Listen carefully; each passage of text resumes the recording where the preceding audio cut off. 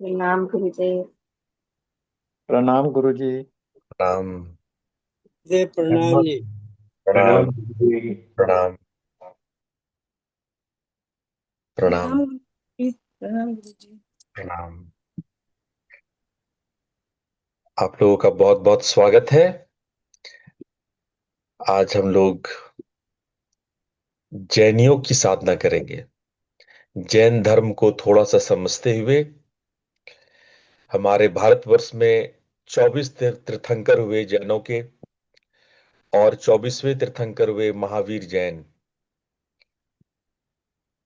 और उन्होंने जो प्रेक्षा अनुप्रेक्षा कराया, आज उस संबंध में हम थोड़ा सा ज्ञान लेंगे, थोड़ा अभ्यास करेंगे और समझने की कोशिश करेंगे कि हम साधना को अपने जीवन में कैसे उतारें। जैनियों के नजर से हम आज देखेंगे साधना को, जीवन में उसको उतारने की जैनी तकनीक को सीखेंगे, समझने की कोशिश करेंगे। भारतवर्ष में उपजा हुआ हर एक पंथ, चाहे वो बौद्ध हो, जैन हो, सिख हो, सभी धर्म कहीं न कहीं किसी न किसी रूप से सनातनी है। आज हम इस धर्म के माध्यम से कैसे अपने जीवन को परिष्कार कर सकते हैं और ईश्वर तत्व को प्राप्त कर सकते हैं, इसको आज सीखेंगे। तो चलिए आज शुरुआत करते हैं एक जैनी साधना से। सभी लोग स्थिर होकर के बैठ जाइए।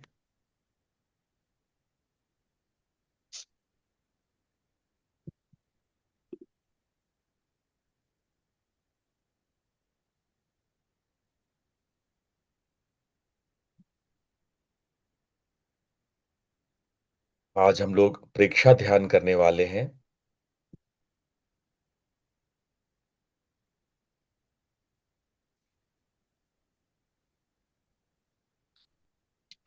आंखें बंद रखिए, रीढ़ अपनी सीधी रखिए।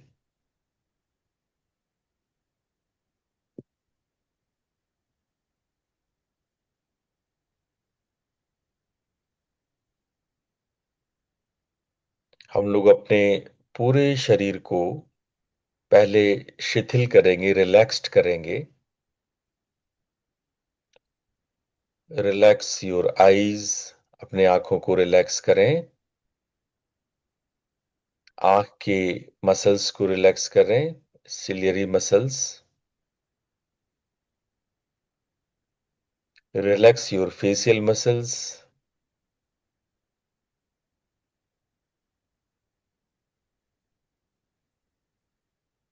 अपने नाक, मुख, कान, गाल, सभी चेहरे के अंगों को देखें और उसे रिलैक्स करें।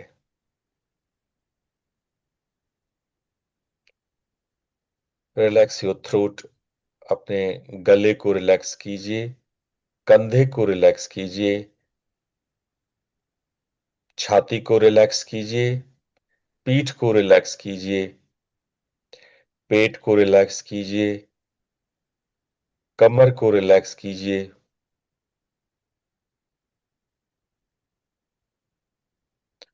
अपने दोनों भुजाओं को रिलैक्स कीजिए।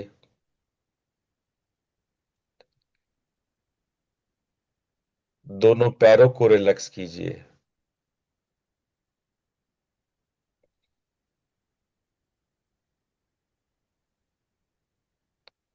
अपने शरीर के प्रत्येक अंग के प्रति साक्षी बनेंगे।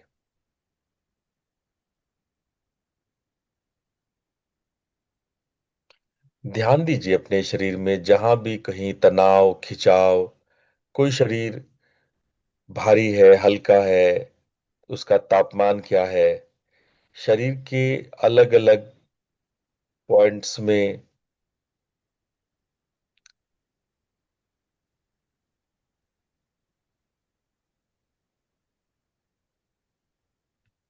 अपने शरीर में तापमान देखिए। कपड़ों से आपके शरीर का स्पर्श को देखिए। कपड़े आपके शरीर को स्पर्श कर रहे, सजग बनिए।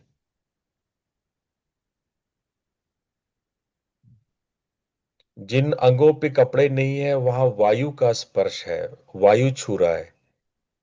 तो अंतर करें तापमान में। जिन अंगों पर वस्त्र है, जिन पर नहीं है, उनमें तापमान का क्या अंतर है, बॉडी टेम्परेचर में क्या डिफरेंस है, उसको फील करिए।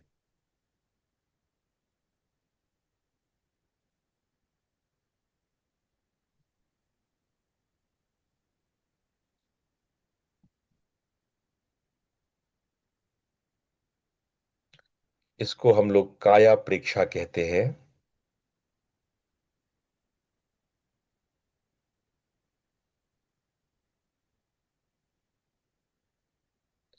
आचार्य महाप्रज्ञ कहते हैं स्थिर शरीर में ही स्थिर मन का वास होता है। इसलिए काया स्थैर्यम जैन साधना का सबसे पहला और प्रमुख अंग है। काया स्थैर्यम सिद्ध होने से कायोत्सर्ग संभव है।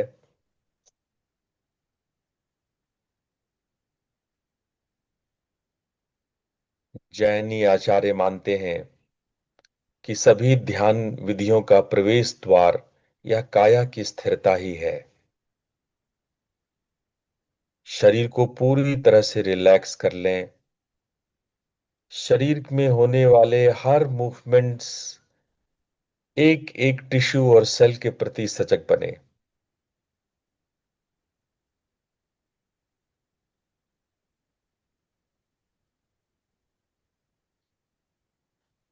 अब हम लोग दूसरे चरण में प्रवेश करेंगे, जिसे कहते हैं श्वास प्रेक्षा।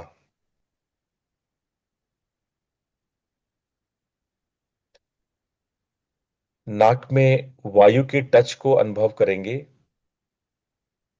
जब ब्रेथ लेते हैं तो ब्रेथ आपके नॉस्ट्रिल्स को टच करती है। आने जाने श्वास को देखें, उसके रिदम को देखें, गति को देखें, बिना बदले natural.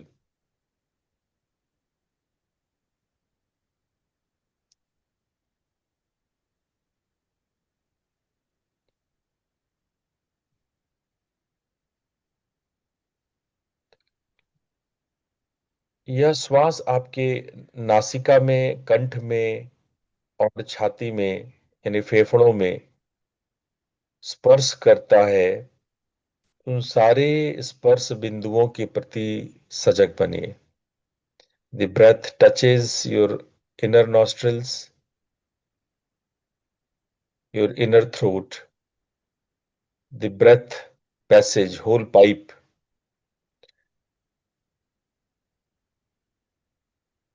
the trachea, the bronchioles, and inner part of your lungs. Feel all the touching points, whatever you can feel. जितना अनुभव कर सकते हैं स्पर्श का, टच का, सूक्ष्म से सूक्ष्म अनुभवों के प्रति सजग बनिए।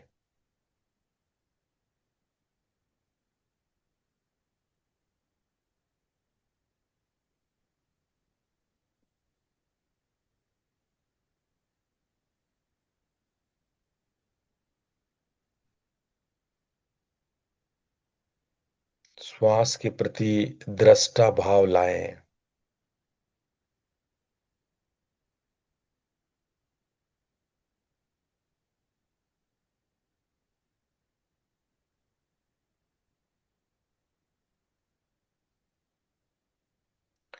आप जब श्वास लेते हैं स्वाभाविक कुंभक होता है, और जब आप श्वास छोड़ते हैं उसके प्रति साक्षी बने। यह भी देखें कि श्वास लेने से आपका छाती, आपका पेट फैलता और सिकुड़ता है।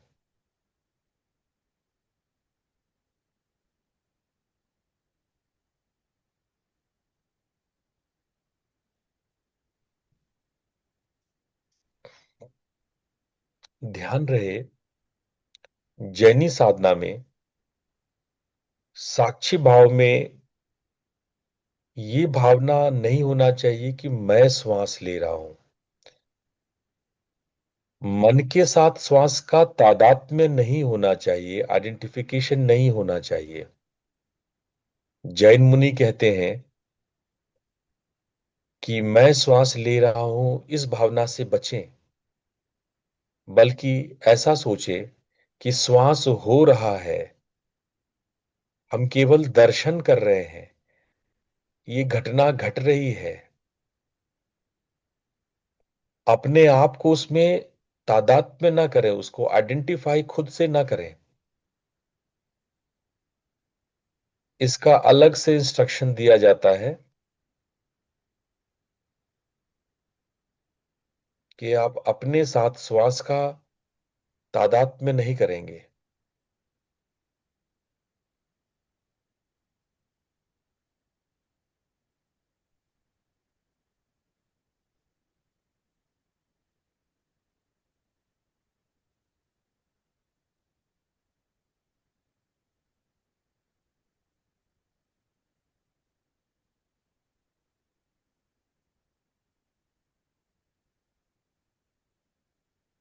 अब एक बार फिर से अपने शरीर पर वापस आइए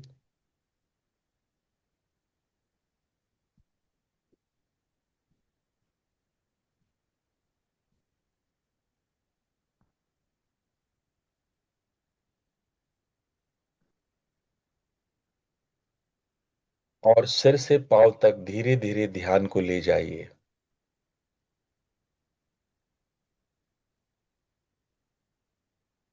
शरीर प्रेक्षा करें। शरीर के हर एक अंग प्रत्यंग से जो भी संवेदनाएं उत्पन्न हो रही हैं उसका निरीक्षण करें।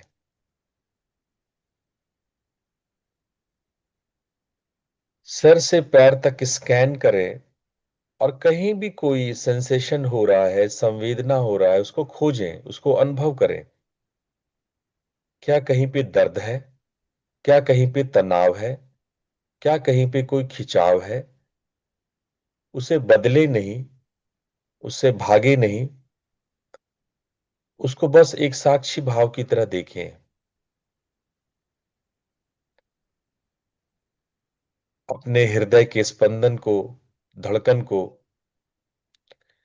कहीं भी जो आपको शीतल या गर्मी या ठंडा लग रहा है, एकदम तटस्थ भाव से, बिना कि मुझे ठंड लग रहा है ऐसा सोचे बिना, केवल उसको एक दृष्टा की तरह देखें।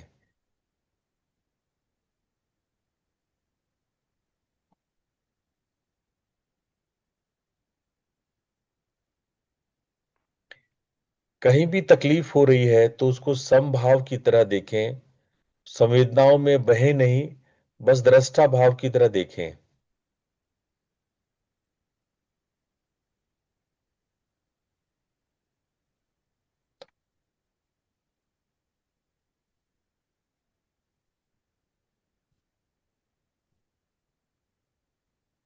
जब आप शरीर परीक्षा करते हैं तभी आप कायोत्सर्ग हो पाते हैं, अपने स्थूल शरीर से मुक्त होकर के सूक्ष्म शरीर के प्रति जागरूक हो पाते हैं। और जैन दृष्टि कहता है कि यही संचित कर्म बंधन के विसर्जन का, समाप्त होने का माध्यम है।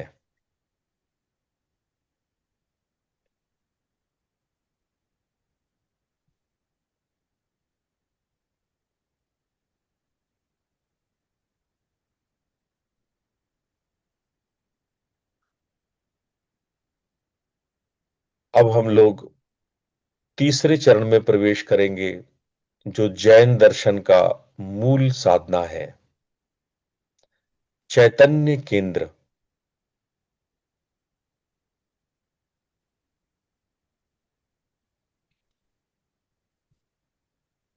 तंत्र की तरह ही बिल्कुल, जिसे हम चक्र कहते हैं, यहां पर उसे चैतन्य केंद्र कहा जाता है। मूलाधार क्षेत्र में आ जाइए। आपका पेल्विक रीजन, जिसे शक्ति केंद्र, जैन में इसे शक्ति केंद्र कहा जाता है। शक्ति केंद्र के प्रति सजग बनिए।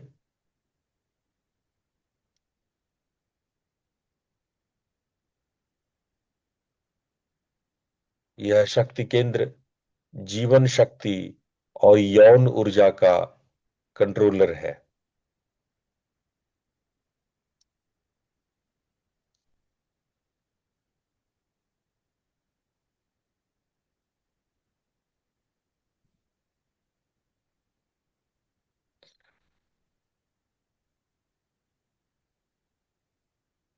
अब इस जगह पे आप प्रकाश को, लाइट को विजुअलाइज कीजिए।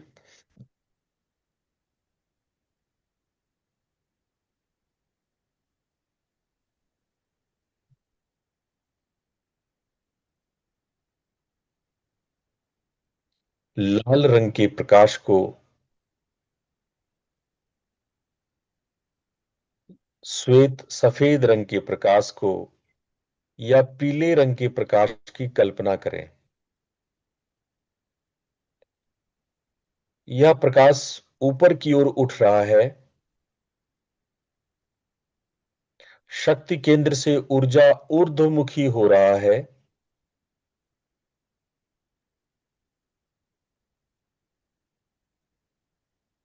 ऐसा भाव करें।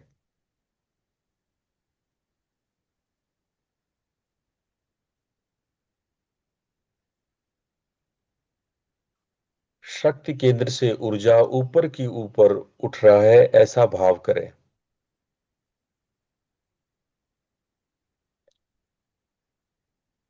दूसरा केंद्र नाभि केंद्र बताया जाता है, नाभि क्षेत्र, जिसको स्वास्थ्य केंद्र कहा जाता है। मणिपुर चक्र जहां पे है, उस जगह पे जैन मुनि स्वास्थ्य केंद्र बताते हैं और वो कहते हैं पाचन, स्वास्थ्य और भावनात्मक स्थिरता के लिए यह केंद्र साधना योग्य है। भावना करें, इस स्वास्थ्य केंद्र में धीरे धीरे प्रकाश यहां पे गर्म होता जा रहा है। ऐसा भावना करें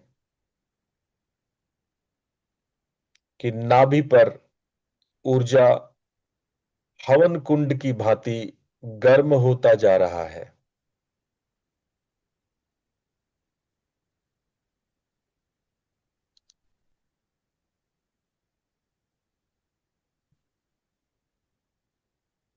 यह पीले रंग का प्रकाश गर्म होकर के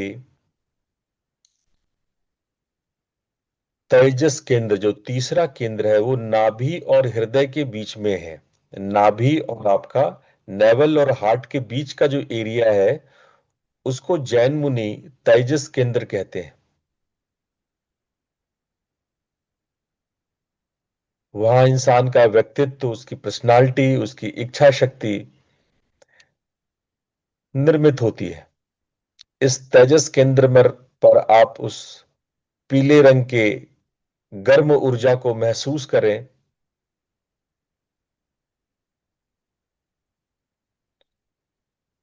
और जो चौथे केंद्र पर, जो चौथा केंद्र है, वो आपका हृदय क्षेत्र है, आपका हार्ट स्पेस है, जिसको आनंद केंद्र कहा जाता है। आनंद केंद्र में यह ऊर्जा प्रेम और करुणा बनकर चारों तरफ फैल रहा है, पूरे शरीर में फैल रहा है। ये शांति का केंद्र है। यहां पर गर्म ऊर्जा शीतल हो जाता है, शांत हो जाता है, करुणा और प्रेम से भर जाता है।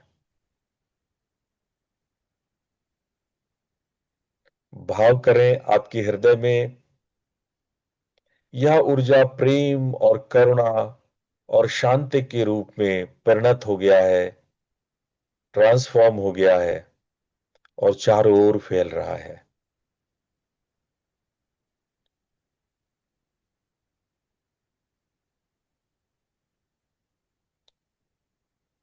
इसके ऊपर विशुद्धि केंद्र है। ये वही नाम है जो हम लोग विशुद्धि चक्र को कहते हैं कंठ क्षेत्र में। यहां भी इसको विशुद्ध ही कहा गया है, विशुद्धि केंद्र, जो वाणी सत्य, शक्ति और शुद्धि का प्रतीक है।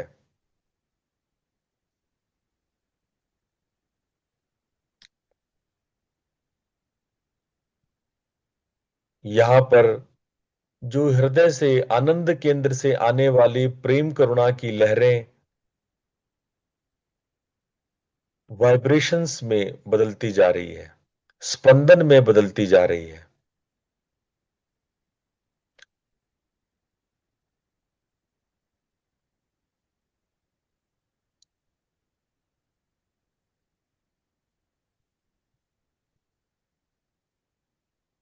और छठा केंद्र, दर्शन केंद्र, जो आपके भ्रू मध्य पर है, जिसे हम आज्ञा चक्र कहते हैं।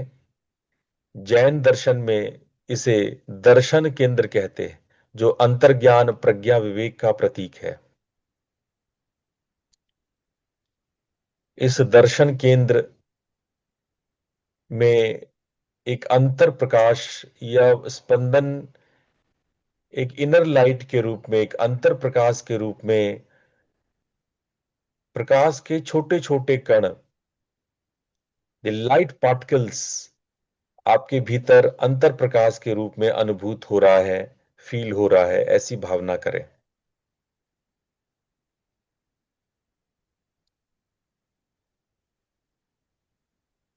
और अंत में ज्ञान केंद्र तक, जो आपके मस्तिष्क, आपके ब्रेन के हेड पे, जो सहस्रार चक्र जिसे कहते हैं, मस्तक शीर्ष पे, जो आत्म साक्षात्कार, परम ज्ञान का प्रतीक है।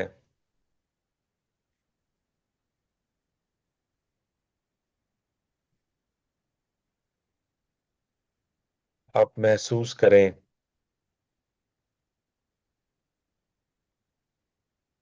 वहां पर ऊर्जा विलीन होता जा रहा है, कॉस्मोस में सब्लिमेट होता जा रहा है।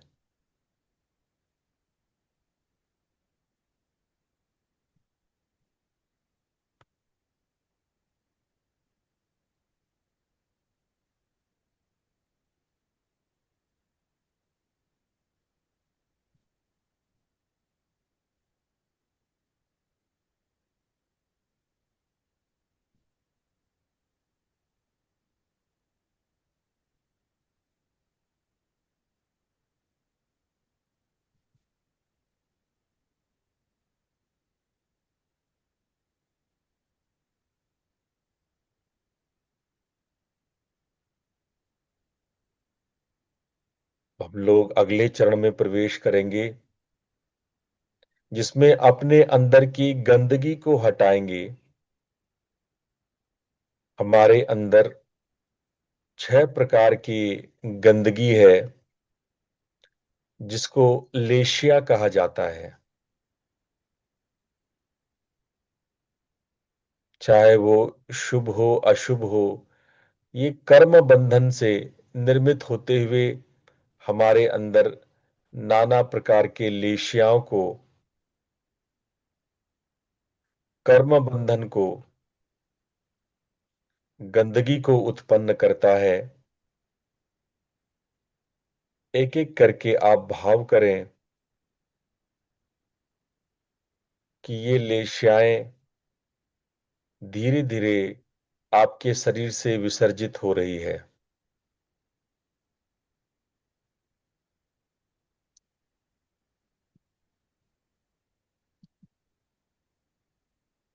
सबसे पहले भाव करें कि आपके शरीर के अंदर एक काले रंग की लेशिया है, एक धुएं की तरह, कृष्ण लेशिया कहते हैं। काले रंग की, काली रंग की लेशिया है, जो क्रोध, हिंसा, निर्दयता के रूप में है, वो धीरे धीरे शरीर से बाहर जा रहा है।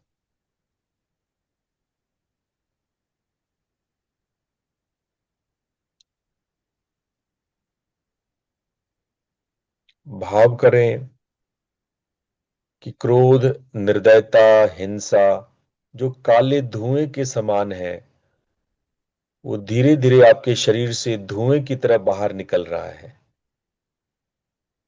आप विशुद्ध ऊर्जा हैं। आपकी शुद्ध ऊर्जा से इन लेशियाओं ये लेशिया धुएं बन करके धुएं की तरह बाहर निकल रहे हैं।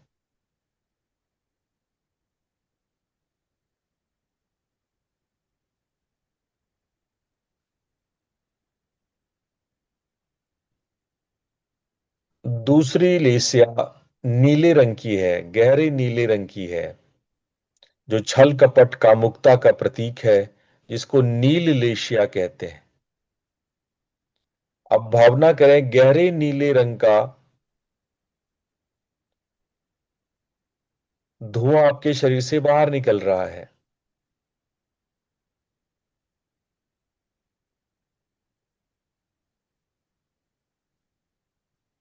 जो छल कपट कामुकता का प्रतीक है, ये नीला धुआं, डार्क ब्लू कलर का धुआं आपके शरीर से बाहर निकल रहा है।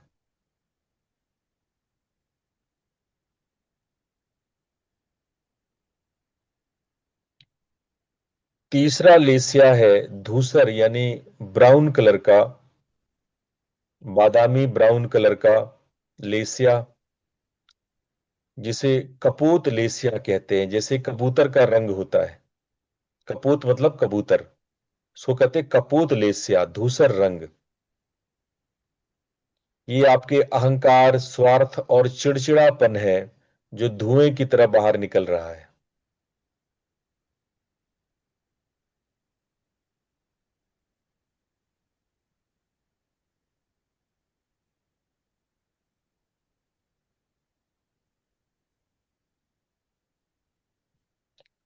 जब ये तीनों अशुभ लेसिया निकल जाए, तब आता है शुभ लेसिया की बारी।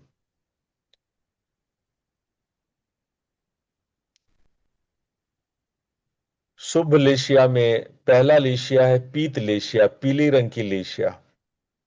आप भाव करें आपके भीतर में संतोष, उदारता और सरलता रूपी लेसिया अभी भी बनी हुई है। यह पीले रंग की है, जो संतोष, उदारता और सरलता का प्रतीक है।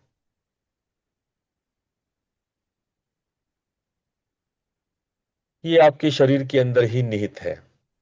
जिस दिन आपको समाधि होगी, परम ज्ञान होगा, ये भी छूट जाएगा। पर अभी संसार में है, तो ये पीत लेशिया आपके अंदर में बना रहेगा। अगला है पद्म लेशिया, जो गुलाबी रंग का होता है। जैसे कमल का फूल, गुलाबी कमल का फूल होता है, वैसा ही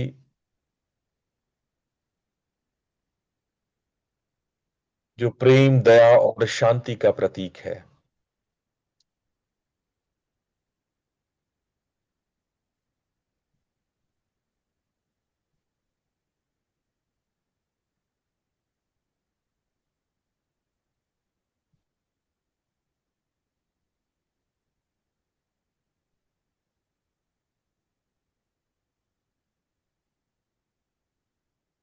और अंत में शुक्ल लेशिया, जो सफेद रंग का, जो समता, निर्लिप्तता और मोक्ष का प्रतीक है, वो आपके भीतर विराजमान है। अपने शरीर में इस श्वेत रंग के शुक्ल लेशिया को देखें, जो समता, निर्लिप्तता और मोक्ष का प्रतीक है।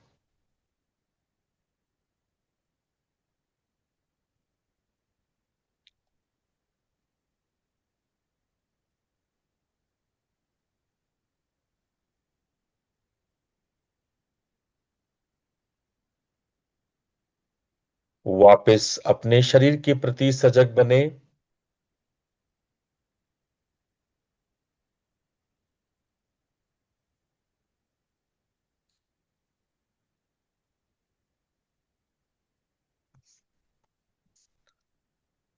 हम भ्रूमध्य पर ध्यान को एकाग्र करें। वहां दिव्य ज्योति का ख्याल करते हुए हम लोग 3 बार ओम मंत्र का उच्चारण करेंगे और शांति पाठ करेंगे। लंबा और गहरा श्वास लीजिए। ओ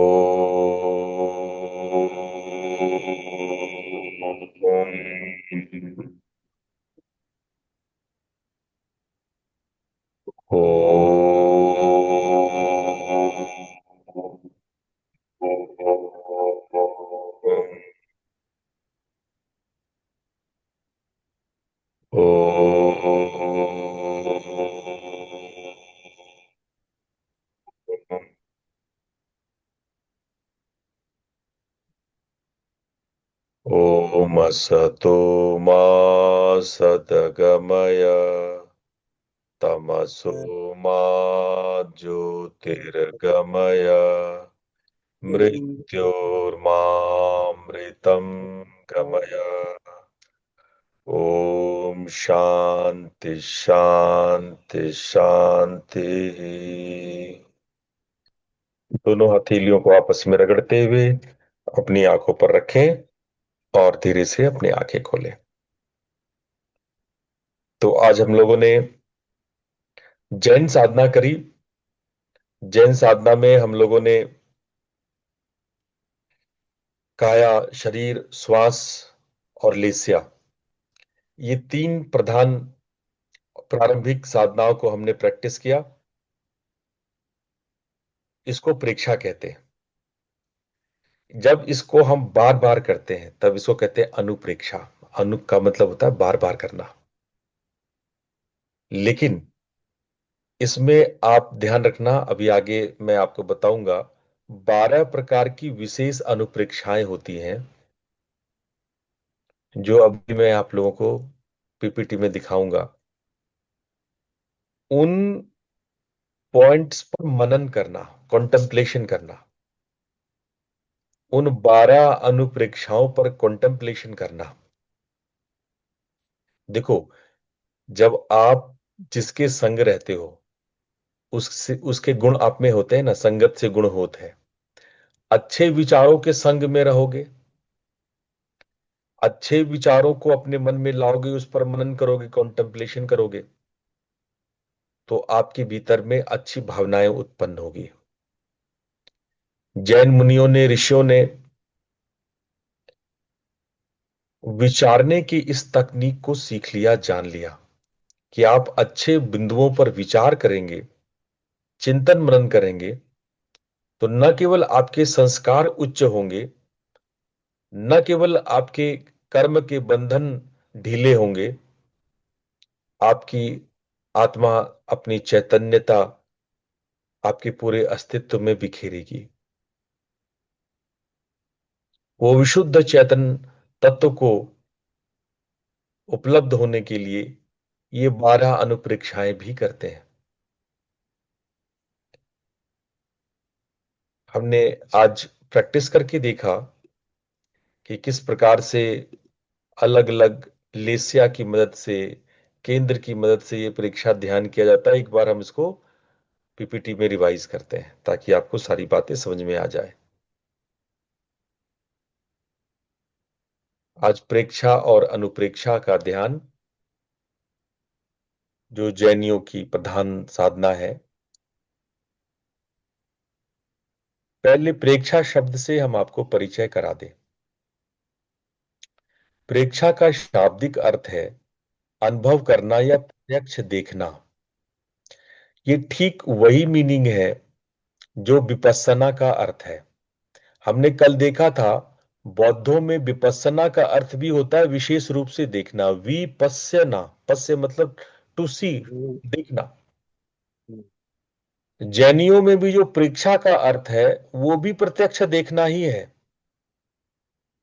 यहां भी देखने के अर्थ में ही इसका प्रयोग किया गया है।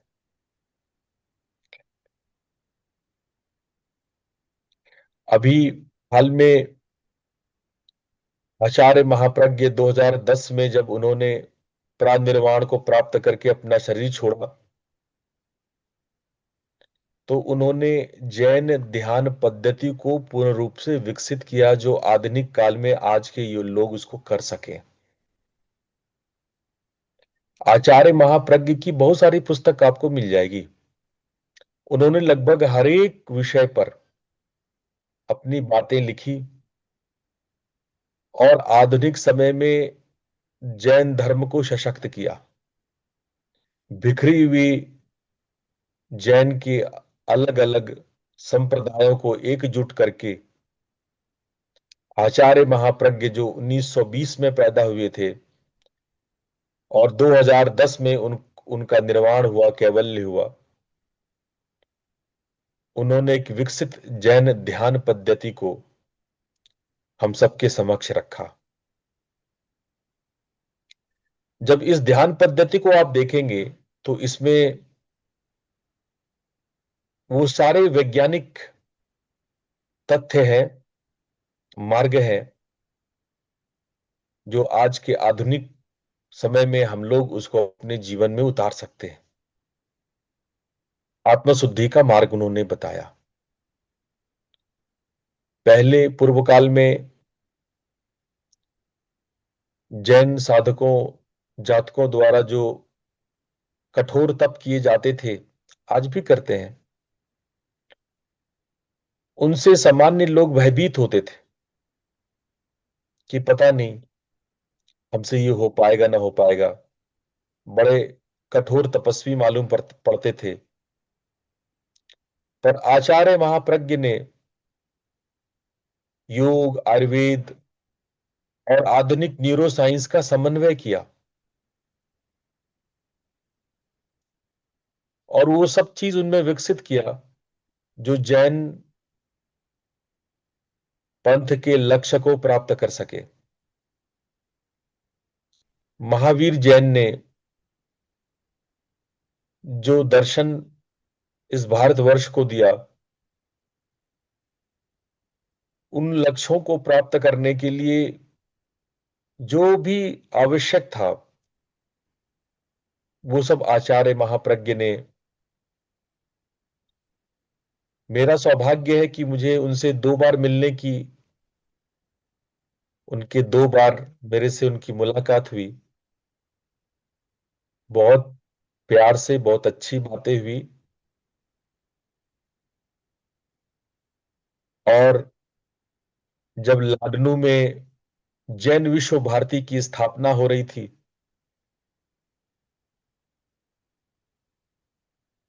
तो मुझे भी मौका मिला कि मैं सेवा कर सकूं।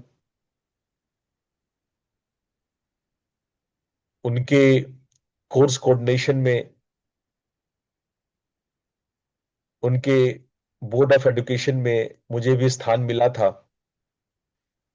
इसलिए मैं आचार्य महाप्रज्ञ का कृतज्ञ हूं। उनको बारंबार प्रणाम करता हूं। अत्यंत महान और प्रतिभाशाली आचार्य महाप्रज्ञ जैन विश्व भारती में योग का कोर्स भी चलाते हैं और अब इसका प्रचार प्रसार पूरे विश्व में है। अब आइए जरा प्रेक्षा ध्यान के बारे में और जानें।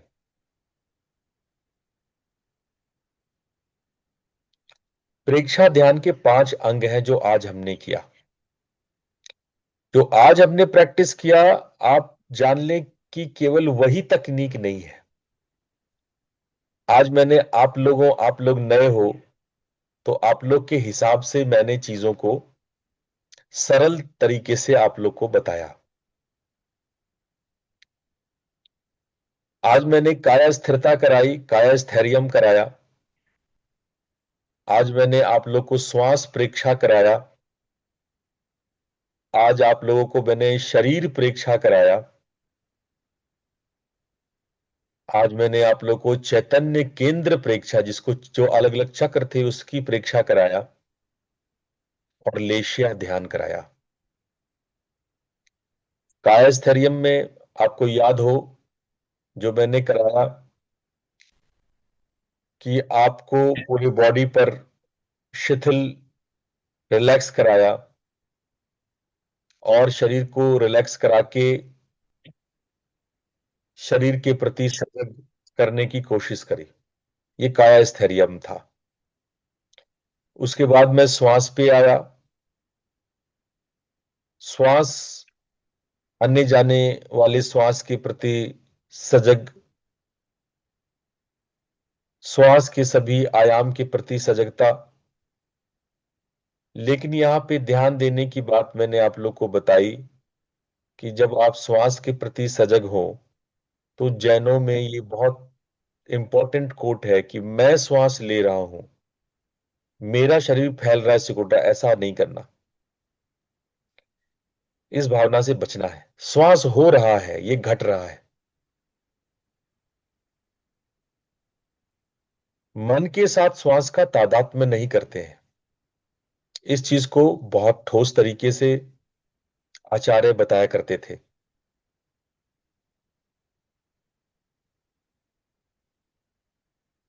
आप केवल साक्षी हैं। नियमित रूप से श्वास अपने आप में हो रहा है, घट रहा है। सांस की घटना घट रही है, आप केवल दृष्टा है। इसको विकसित करना है। ये कहलाता है श्वास परीक्षा। श्वास परीक्षा के बाद आता है वापिस से शरीर परीक्षा। पहले शरीर स्थैर्यम था, उसके बाद श्वास परीक्षा हुआ, फिर आया शरीर परीक्षा। फिर से शरीर पे वापिस आते हैं, सिर से पैर तक जा वापिस से स्कैन करते हैं। कोई संवेदना हो रहा है, उसको ढूंढते हैं। कोई दर्द, कोई तनाव, कोई खिंचाव हो रहा है, उसके प्रति आप सजग बनते हैं। शरीर में प्रकाश की भावना कर सकते हैं, है ना। तो ये आप शरीर में संवेदनाओं को, जिसको बौद्धों ने कहा वेदनानुपस्यना, कायानुपस्यना और वेदनानुपस्यना, वही कहीं ना कहीं आप इसमें आप परीक्षा ध्यान में उसी को आप देख पाएंगे। श्वास परीक्षा, शरीर परीक्षा। उसके बाद जो योग से सीधे सीधे लिया गया है, चैतन्य केंद्र प्रेक्षा। आचार्य महाप्रज्ञ कहते हैं कि महावीर जैन ने इन केंद्रों की अलग अलग जगहों पर बात करी थी। अपने जिन सूत्रों में, जिन सूत्र, जिन जिन मतलब, जिन मतलब होता है विजेता। जो आप देखो, इस धर्म में जो सबसे अंतिम महान तीर्थंकर थे, महावीर कहते हैं उनको, वो महावीर है। जैन शब्द जिन शब्द से बना है। जिन शब्द का अर्थ होता है विजेता। उनके कहे हुए बातों को जिन सूत्रों में लिखा गया, कुछ सूत्र बनाए गए, जैसे योग सूत्र है, जैसे सांख्य सूत्र है ना। उसी तरह से जिन सूत्र है। तो आचार्य महाप्रज्ञ कहा करते थे कि जिन सूत्रों में जगह जगह पर चैतन्य केंद्र की बातें लिखी गई है, उन बातों को समेकित रूप से इकट्ठा करके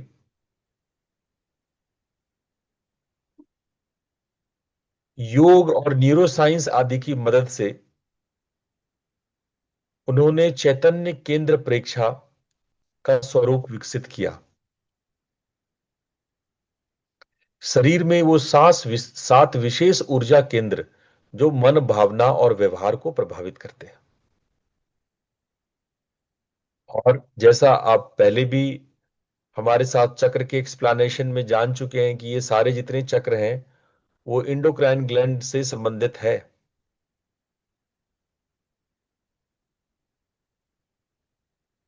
यहां पर आपने देखा होगा कि लगभग उसी प्रकार से ध्यान करते हैं जैसे हम तंत्र में चक्रों का ध्यान करते हैं। इन केंद्रों पर एकाग्रता विकसित करते हैं। आचार्य महाप्रज्ञ ने लाडू में एक थेरेपी सेंटर भी बनाया था, और प्रेक्षा अनुप्रेक्षा के प्रैक्टिसेस से हम रोग मुक्त हो सकते हैं, वो संभव है। और वो कहते थे कि इन केंद्रों पर एकाग्र होने पर, ये जो सेंटर्स हैं, ये जो चक्र हैं, हम रोग मुक्त हो सकते हैं। जैन परंपरा में शरीर में आत्मा नहीं है, लेकिन इस शरीर से आत्मा की झलक हो सकती है। शरीर में वो विंडो है, वो खिड़की है, जिससे आत्मा की झलक देखी जा सकती है। तो ये केंद्र वास्तव में वो विंडो है जिससे हम आत्मा की झलक देखते हैं। और उसमें सबसे शक्तिशाली जो ज्ञान केंद्र है, जो आपके मस्तक शीर्ष पर है,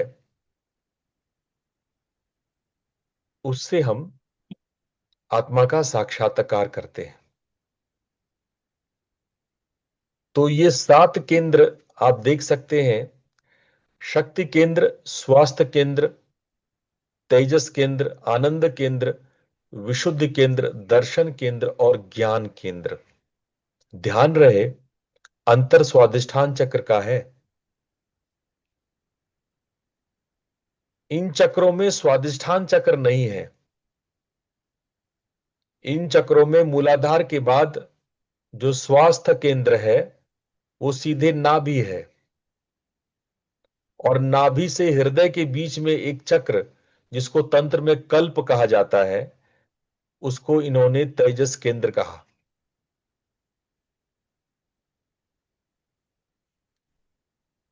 तो स्वादिष्ठान की बजाय ये कल्प की बात करते हैं, जिसको ये नाभि से हृदय के ठीक बीचों बीच, नाभि से ऊपर और हृदय से नीचे तेजस केंद्र है।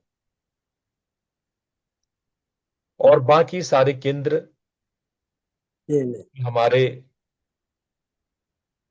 जो चक्र हैं उनकी ही भांति है।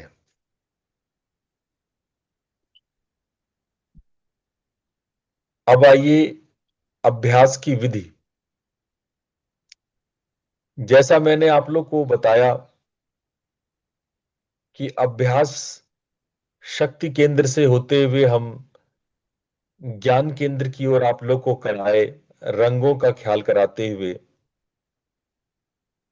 ये हम आपकी सुविधा के हिसाब से कराए। लेकिन आप जैन स्थलों पे जाकर के, वहां के आश्रमों में जाकर के आप यदि साधना करेंगे, तो आपको भिन्न भिन्न तरीके से साधना कराया जाएगा। ज्यादातर किसी एक बार में एक केंद्र को ध्यान करके उस पर 20 मिनट का अभ्यास किया जाता है। जैसे मानो आपने भ्रूमध्य को पकड़ लिया, जिसको दर्शन केंद्र कहते हैं, वहां पे अंतर प्रकाश की अनुभूति आपने 20 मिनट का प्रैक्टिस किया। किसी दिन आपने ज्ञान केंद्र को पकड़ लिया, किसी दिन आपने आनंद केंद्र को पकड़ लिया, किसी दिन आपने शक्ति केंद्र को पकड़ लिया। तो उसमें निहित जो ऊर्जा है, जैसे आनंद केंद्र में जो आपका हृदय चक्र है, उसमें प्रेम करुणा की लहरें अनुभव कर रहे हैं आप। ज्ञान केंद्र में आप अपने जागरूकता का विस्तार कर रहे हैं। ये सब अलग अलग केंद्रों की अलग अलग जो क्वालिटीज है, उस पर 20 मिनट्स का प्रयास होता है। और ये लगभग 30 से 45 मिनट एक आदर्श आदर्श सत्र होता है, जिसमें ये प्रैक्टिस ठीक है। करते हैं। फिर मैंने आप लोग को कराया लेस्या ध्यान। लेस्या शब्द का अर्थ है वृत्तियां, कलर्स ओवर द चित्त, ओवर द आत्मा। जो आत्मा के ऊपर कलर्स लग जाते हैं, जो गंदगी जम जाती है, जो कर्म बंधन मनोभाव जम जाते हैं, तो इस आत्मा के रंग को, आत्मा तो बिल्कुल मिरर की तरह है। वो चित्त जो है आपका एकदम मिरर की तरह साफ पारदर्शी है। लेकिन जब उसमें आप अपने जीवन में उसको कलरिंग कर देते हो, कलर्ड कर देते हो अपने मनोभावों से, वृत्तियों से, तो उस कलरिंग को हम लोग लेस्या कहते हैं। और जैन दर्शन में 6 प्रकार की लेस्याएं हैं: कृष्ण, नील, कपोत, पीत, पद्म और शुक्ल। आज मैंने ये सारी लेस्याएं आप लोग को प्रैक्टिस कराई है। कृष्ण यहां मतलब है काला, काला, नीला, भूरा, ये अशुभ, ये 3 अशुभ है।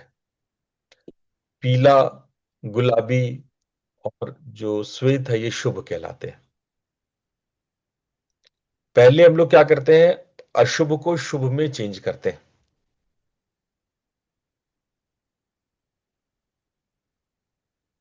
और उसके बाद शुभ से भी मुक्ति पाते हैं।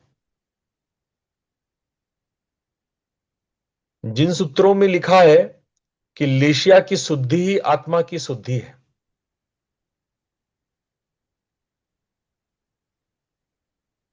लेशिया की शुद्धि को निर्जरा कहते हैं। ये हम आगे कभी और जैन परंपरा को समझेंगे तो हम कभी आप लोग को जिन सूत्र भी पढ़ाएंगे। कमाल का सूत्र है सारा सूत्र। लेस्या और निर्जरा को जब आप समझेंगे तो आपको आनंद आएगा। गहनतम बातें इन सूत्रों में है।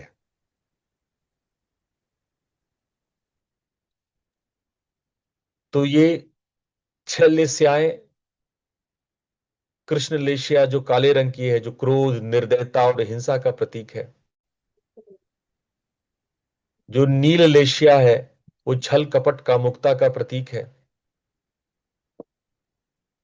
धूसर कलर का, ब्राउन कलर का जो कपोत लेस्या है, कपोत मतलब होता है कबूतर, अहंकार, स्वार्थ और चिड़चिड़ेपन का प्रतीक है। ये तीनों अशुभ लेस्या है। पहले हम लोग अशुभ लेस्या को शुभ लेस्या में बदलते हैं। बाकी के कलर्स तो मेरे पीपीटी में ठीक आया, केवल ये शुक्ल लेस्या की तरह हरा हरा कलर आ गया है। तो इसको आप जो लास्ट वाला जो शुक्ल लेशिया है, इसको हरा नहीं सफेद मानिएगा। ठीक है, ये हरे कलर का नहीं है, बाकी कलर तो सही है। तो पीत लेशिया, पीला लेशिया जो इसमें संतोष, उदारता और सरलता है। पद्म लेशिया जो गुलाबी रंग का है, वो प्रेम, दया और शांति का प्रतीक है। और शुक्ल लेशिया जो सफेद रंग का है, वो समता, निर्लिप्तता और मोक्ष का प्रतीक है। तो मैंने आपको लेशिया का आज ध्यान कराया।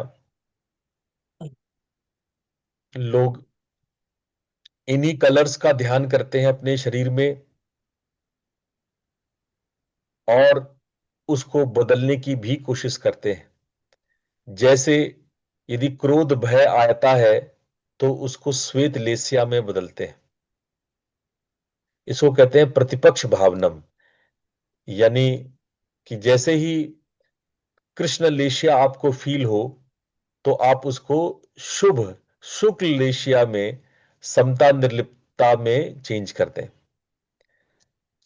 एक कलर को दूसरे कलर में चेंज करने को प्रतिपक्ष भावना कहा जाता है। और ये योग में भी है, ये अभ्यास योग में भी है। लेकिन ये कलर्स के माध्यम में जैन मुनि करते हैं। कलर्स में प्रकाश को भरना, धुएं की तरह छोड़ना, एक कलर को दूसरे कलर में एक्सचेंज करना, अपनी वास्तविक कलर को पहचानना, कलर को एक्सपैंड करना, इंटेंसिफाई करना। मैंने आप लोगों को भाव साधना में कलर इंटेंस करने की के बारे में सिखाया था, जब मैं आप लोग को भाव साधना करा रहा था। तो जो भी कलर आ रहा है उसको इंटेंसिफाई कीजिए, कराया था ना। ये लेस्या ध्यान है, ये जैनों में लेस्या ध्यान है। कलर्स को इंटेंसिफाई करना, कलर को सब्लिमेट करना, चेंज करना। इस तरह से हम अपने अंदर के कर्म बंधनों से अपने अंदर के भावनाओं से, अपने अंदर के जड़े हुए वृत्ति और संस्कारों से मुक्त होते हैं। अब आता है अनुप्रेक्षा। आज ये वाली प्रैक्टिस मैं नहीं कराया आपको, आज केवल प्रेक्षा कराया। अनुप्रेक्षा बहुत ही शक्तिशाली प्रैक्टिस है। ये जैन साधनाओं का केंद्र है। जैन साधनाओं का ये बेस है, कह लो। इसमें 12 अनुप्रेक्षा, 12 भावनाओं को अपने अंदर बार बार लाते हैं। हम अभी आपको बता रहे थे ना कि जिस प्रकार से संगत से गुण होत है, संगत से गुण जात। संग जिसका संग करते हैं उसका गुण आप में आता है, गुण अवगुण। अगर अच्छे विचारों का संग करेंगे तो आपके आत्मा शुद्ध होगी, उसी को अनुप्रेक्षा कहते हैं। और ये 12 अनुप्रेक्षाएं हैं। आप चाहें तो लिख लें, नोट्स बना लें। ये प्रैक्टिस आपको जिन सूत्रों में मिल जाएगा, महावीर जैन ने ये प्रैक्टिस हम सभी को कराया, बताया। और उस समय ये प्रैक्टिस अनुप्रेक्षाएं बहुत फेमस थी और सदियों से हमारे जैन मुनि, जैन शावक, श्रामक ये करते आ रहे हैं। मैं इससे पहले ये 12 अनुप्रेक्षाएं बताऊं, मैं एक शब्द आपके सामने बताना चाहता हूं, वो है जैन श्रमण। जैन साधकों को जैन श्रमण कहा जाता है। ठीक है। ये जैन श्रमण किस प्रकार से वेदों से अलग बातें करते थे, ये मैं आपको बताता हूं। से पहले ये भावनाओं को हम लोग जल्दी से देख लेते हैं। अनित्य भावना, संसार का हर वस्तु अस्थाई है, राग बंधन से मुक्ति को अनित्य भावना कहते हैं। असरण भावना, कोई बाहरी सहारा नहीं है, एकमात्र अपना धर्म के शरण में ही जाए, जैनम शरणम गच्छामि, उसको असरण भावना कहते हैं। संसार भावना, जन्म मरण का चक्र अनंत है, मुक्ति का पथ हमें चुनना है, ये संसार भावना है।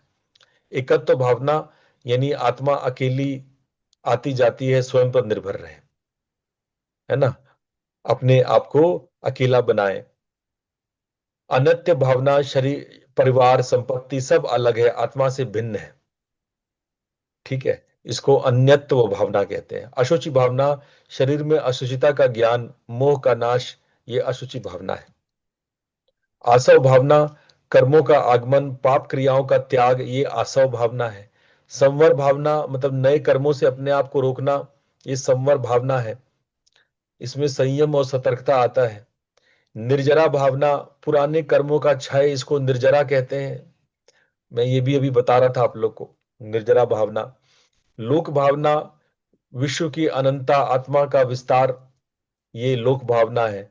अब बोध ही दुर्लभ भावना है कि सत्य का बोध बहुत दुर्लभ है, सत्यता प्रज्ञा का अपने भीतर विकास, ये बोधि भावना है। और धर्म भावना कि धर्म ही आपका परम मित्र है और आप सत्य अहिंसा आदि धर्मों में रत रहते हैं, तो ये आपका धर्म है। तो ये सारी बातें ये करते कैसे हैं, ये हम लोग जब प्रेक्षा ध्यान कर लेते हैं, प्रेक्षा ध्यान के बाद आप एक एक भाव पर 5 से 10 मिनट बिताते हैं, या किसी एक भाव पर आप पूरे समय बैठते हैं, तो ये 12 भावनाओं पर लगातार विचार करना। बौद्धों में भी इसी प्रकार से है, उनका भी एक खास चक्र है जिसको ये लोग प्रतित्य समुत्पाद कहते हैं, बौद्ध लोग। और यहां पर भी ये 12 भावनाएं हैं। आप बहुत कुछ मिलता जुलता देख सकते हैं बौद्धों में और जैनों में। तो उसके यहां पर हम अकेले बैठ के या लोगों के साथ बैठ के, गुरु के साथ बैठ के, आचार्य के साथ बैठ करके हम लोग उस भावनाओं को अपने अंदर में चिंतन मनन करते हैं, उस पर विचार करते हैं। इसमें से 4 प्रमुख भावना है जो कि बौद्धों में, योग में, तंत्र में और जैन में सब में सेम है। योग में तो सूत्र है, मैत्री करुणा मुदिता उपेक्षाणाम। ये प्रेक्षा ध्यान की मुख्य भावनाएं हैं, जिस पर हम लोग किसी सुखी को देख के मैत्री का भाव आना, दुखी को देख के करुणा का भाव आना, किसी पुण्य का काम देख करके मुदित हर्ष का भाव आना, किसी बुरे चीज को देखकर उपेक्षा का भाव आना। ये चार भाव प्रधान भाव कहलाता है, चित्त प्रसादनम कहलाता है। और आचार्य महाप्रज्ञ ने इसको अपनी साधनाओं से अनुप्रेक्षा में जोड़ा। तो जब हम लोग ये 60 मिनट का प्रैक्टिस करते हैं, तो पहले कायास्थैर्यम करते हैं, श्वास परीक्षा करते हैं, शरीर परीक्षा करते हैं, फिर चैतन्य केंद्र परीक्षा करते हैं, लेशिया ध्यान करते हैं, और अंत में अनुप्रेक्षा करते हैं। ये एक जैनी क्रम है, एक आदर्श जैनी साधना 1 घंटे का है, जो आप लोग कर सकते हैं। और इसका अत्यंत लाभ है। शारीरिक लाभ तो है ही कि आपके ब्लड प्रेशर में, कॉर्टिसोल में कमी आएगी, रोग प्रतिरोधक क्षमता में वृद्धि आएगी, नींद में, पाचन तंत्र में सुधार होगा, आपके जो पेन कंट्रोल, जो सफरिंग मैनेजमेंट में ये काम आता है, चिंता अवसाद में राहत होता है, एकाग्रता की वृद्धि होती है, भावनात्मक स्थिरता आती है, क्रोध वगैरह में नियंत्रण होता है। ठीक है, आपका आत्मिक लाभ भी होता है, कर्म बंधन से मुक्त होते हैं, चेतना का विस्तार होता है, राग द्वेष मोह में ये सब में कमी आती है, आत्म साक्षात्कार की दिशा में प्रगति करते हैं। तो प्रेक्षा ध्यान यदि आप करते हैं, तो काया, श्वास और चेतना, ये त्रिस्तरीय तीनों लेवल पे आप साधना करते हैं। और आप चक्रों को, जिसको चैतन्य केंद्र जागृति कहा जाता है, उससे हमारे भीतर की भिन्न भिन्न शक्तियां प्रकट होती है। लेशा ध्यान करने से हमारे मनोभाव शुद्ध होते हैं, और 12 अनुप्रेक्षाएं करने से विवेक और वैराग्य उत्पन्न होता है। एक बात को चलते चलते हम पूरा करना चाहते हैं। मैंने आपको बताया श्रवण का कॉन्सेप्ट। श्रवण पुरातन काल में, वैदिक काल में, ब्राह्मणों द्वारा जब यज्ञ और सनातन धर्म को रखा गया, तो जो लोग ब्राह्मणों के रीति रिवाज को, देखो ब्राह्मण वेद का एक पार्ट भी है, उस पार्ट को फॉलो करने की वजह से ब्राह्मण ब्राह्मण, यहां पे जाति बोधक नहीं है। ठीक है, इसका मतलब मत समझ लेना कि मैं जात, संहिता, ब्राह्मण, आरण्यक और उपनिषद, ये 4 पार्ट होते हैं वेद के। तो जो ब्राह्मण पार्ट होता है, उस वो होता है रिचुअल्स को, वो रिचुअल्स कैसे किए जाएं, उसको वेद का उस हिस्से को ब्राह्मण कहा जाता है। और वो करवाने वाले बाद में धीरे धीरे ब्राह्मण कहलाने लगे। ये जाति बोधक नहीं है, जन्म से नहीं है, ये जन्मना नहीं है, कर्मणा है, कर्म से है। लेकिन जब रिचुअल्स बनाए गए, जब ब्राह्मण का विस्तार हुआ, तो बहुत सारे ऐसी चीजें थी जो सामान्य लोग नहीं कर पाते थे। तो इनके जो प्रथम तीर्थंकर थे, वो उस वैदिक काल के थे, ऋषभदेव, पार्श्वनाथ। तो ये ऋषभदेव जो थे, ये इन्होंने श्रमणों को, जैसे ब्राह्मण हुए उसी तरह श्रमण, ब्राह्मण और श्रमण एक वर्ग विकसित किया। ये ब्राह्मण के अगेंस्ट नहीं था, पर जो व्यक्ति ब्राह्मणिक कल्चर को फॉलो नहीं कर पाते थे, वो श्रमण कल्चर में आ गए। और जिस तरह से वैदिक कल्चर का पूरे विश्व में प्रचार प्रसार हुआ, ब्राह्मण कल्चर का, ये ब्राह्मण कल्चर ही ब्राह्मिक और अब्राह्मिक कल्चर बना, और अब्राह्मिक कल्चर से ही इस्लाम, ईसाई ये निकल के आए, जुडिस ये निकल के आए, यहूदी निकल के आए। ये अब्राह्मिक कल्चर है। तो ब्राह्मिक अब्राह्मिक, ये दो कल्चर ब्राह्मणिक कल्चर से निकल के आया। उसी के इतर एक कल्चर था जिसको श्रमण कल्चर कहते थे। आज भी जैन साधकों को श्रमण कहा जाता है। आपने सुना होगा शैमनिक शब्द, शैमनिज्म सुना है? शैमनिज्म जिसने सुना हो एक बार यस लिख दे। शेमनिज्म, नहीं। कहते नहीं शमन्स, ये पूरे दुनिया में है। किसी ने सुना है शमन्स? प्रवीण जी ने, अर्पण मूर्ति ने सुना है, ठीक है। तो ये जो शमन्स, शमनिज्म शब्द है, समन है, आपको पता है ये कहां से है? ये जैनों से, श्रमण से आया है। जो शमनिज्म का जो रूट है वो श्रमण धर्म है। ये श्रमण धर्म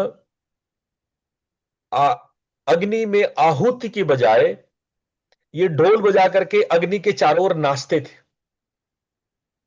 जो ब्राह्मण थे वो अग्नि में आहूत करते थे, क्योंकि इनके पास ज्ञान था हर्ब्स का।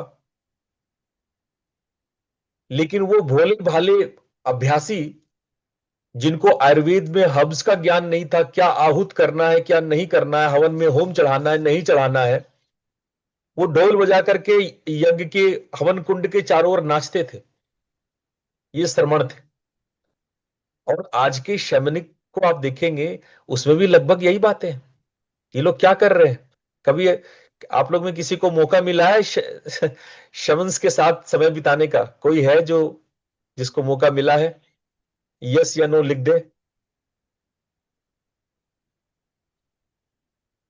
कभी आप शमन्स के साथ आप समय बिताएं, ये आपको तांत्रिक मालूम पड़ेंगे। ये कुछ वैसे ही हैं जैसे आपको प्राचीन काल में जैनी थे। ये प्राचीन जैनियों की तरह ही इनकी कल्चर है। भूत प्रेत पिशाच अशरीरी इनके ऊपर आ जाते हैं, आरूढ़ हो जाते हैं। प्राचीन जिन सूत्रों में ये सब बातें लिखी है। और जब ये नाचते नाचते इनके ऊपर कुछ सवार हो जाता था, कुछ आरूढ़ हो जाता था, इनके ऊपर आरूढ़ होने से पहले ये उस ड्रम्स, उस बीट्स में ये डांस करते थे। और नाचते नाचते इतने ये विक्षिप्त स्टेट में आ जाते थे, और अभी भी आ जाते हैं।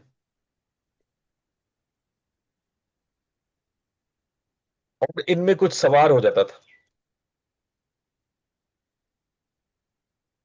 और इस तांत्रिक शैमनिक कल्चर का कई जगह विरोध है, कई जगह बैन है। आपने सुना होगा कि आज से लगभग 10 एक साल पहले साउथ कोरिया के प्राइम मिनिस्टर के किसी रिलेटिव का पता लगा कि वो शैमनिक कल्चर से मिलते जुलते हैं, तो राष्ट्रपति पद से हटा गिर गया। जनता विरोध कर दी, उसको छोड़ना पड़ा, राष्ट्रपति पद छोड़ना पड़ा। शैमनिक कल्चर बैन है बहुत सारे देशों में। फेमिनिज्म का विरोध है। लेकिन फिर भी विश्व के अलग अलग कोनों में शैमनिज्म पुष्पित पल्लवित हो रहा है। ये श्रमण, एक समय ऐसा लगा कि जैन धर्म भारत से पूरी तरह चला जाएगा, लेकिन आचार्य महाप्रज्ञ ने अपनी बुद्धिमत्ता से जिस प्रकार से जैन धर्म को पुनः से एकत्रित करके स्थापित किया,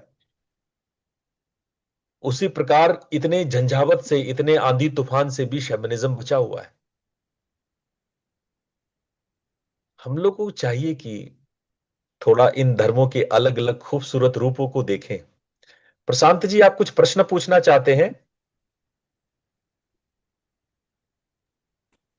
नहीं प्रशांत। गुरुजी, वो उस समय आपसे पूछ रहे थे तब कि शमान अच्छा। वाला। बट मैं बस ये कहना चाह रहा हूँ, आप बहुत ही इंटरेस्टिंग अभी बात कर रहे हैं गुरुजी। कभी भी हमें पता ही नहीं था कि शमानिज्म ये श्रवण से आया है। तो आपसे रिक्वेस्ट है, कभी गुरुजी थोड़ा विस्तार से ये सेशन अगर बताए तो ये बड़ा, मतलब कभी ये नॉलेज पता ही नहीं था गुरुजी। Thank you so much. Welcome. हम तो आपके ज्ञान वृद्धि के लिए ही हैं कि आप लोग को मैं दुनिया भर के ज्ञान से आपको परिचय कराऊं।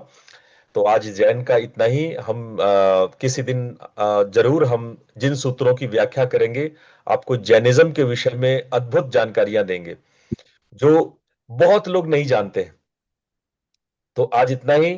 कल और कुछ गूढ़ रहस्यों को लेकर के अलग अलग धर्मों में दृष्टा भाव की साधना कैसे की जाती है, जीवन में साक्षी भाव को कैसे लाया जाए, इसको बताने के लिए मैं अलग अलग पंथों को, अलग अलग संप्रदाय के माध्यम से मैं आपको बता रहा हूं चीजों को। कल हम लोग विज्ञान भैरव या मेत्ता ध्यान को देखेंगे और समझने की कोशिश करेंगे कि बौद्ध का मेत्ता ध्यान या विज्ञान भैरव का अहम किस प्रकार से साक्षी भाव की ओर ले जा सकता है। आज इतना ही। कल फिर मिलते हैं सुबह। आप सब लोग को प्रणाम। प्रणाम गुरु जी, थैंक प्रणाम यू। गुरु जी। प्रणाम, धन्यवाद गुरु जी। प्रणाम गुरु जी। Thank you so much.